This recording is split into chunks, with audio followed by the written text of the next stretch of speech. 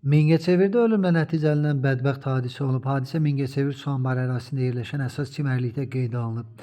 Doğru xəbər Azərbaycan bildirir ki, Goranboy rayon sakini 24 yaşlı Şəhriyar Mustafayev çimərkən suda boğulub. Bu hadisə yerinə cəlb olunan xilasedicilər tərəfindən sudan çıxarılsa da həyatını xilas etmək mümkün olmayıb. Mərhumun meyiti aidiyyatı üzrə təhvil verilib. Sabirabadda güllələnmiş kişi meyidi aşkarlanıb. Hadisə rayonun Sərxanbəyli kəndində qeydə alınıb. Belə ki, kənd sakini 1972-ci il təvəllüdlü Cavid Abdullayevin üzərində güllə yarası olan meyidi tapılıb. Hadisə yerinə polis və prokurorluq orqanlarının əməkdaşları cəlb olunub. Faktla bağlı Sabirabad rayon prokurorluğunda araşdırma başlanılıb.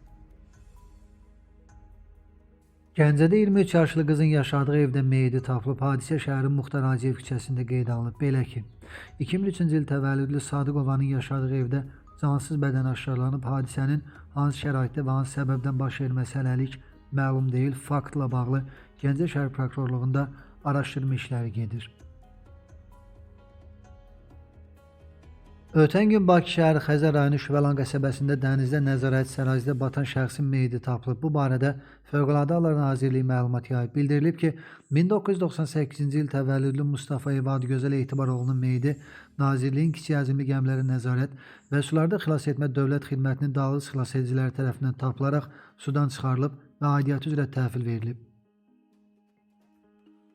İyulun 4-də Qaradağ rayonunda ölümlə nəticələnən dəhşətli hadisə olub. Qobustan qəsəbə sakini 1981-ci il təvəllüdlü Asif Nağıyev idarə etdiyi BMW markalı avtomobillə həmyerlisi 1983-cü il təvəllüdlü Azər Şahmuradov vurub. Daha sonra avtomobillə bir neçə dəfə zərər çəkənin üzərindən keçib. Hadisə şahidlərinin və ölən şəxsin yaxınlarının sözlərinə görə Asif Nağıyev və Azər Şahmuradov arasında ədavət bir müddət imiş davam edirmiş. Onlar arasında qısqanclıq zəminində münaqişənin olduğu iddia edilir.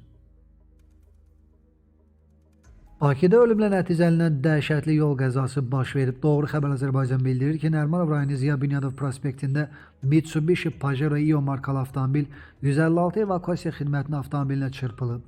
Nəticədə minik avtomobilinin sürücüsü aldığı ağır xəsarətlərdən elə hadisə yerinəcə dünyasını dəyişib. Faktla bağlı cinayət işi açılıb, araşdırma aparılır.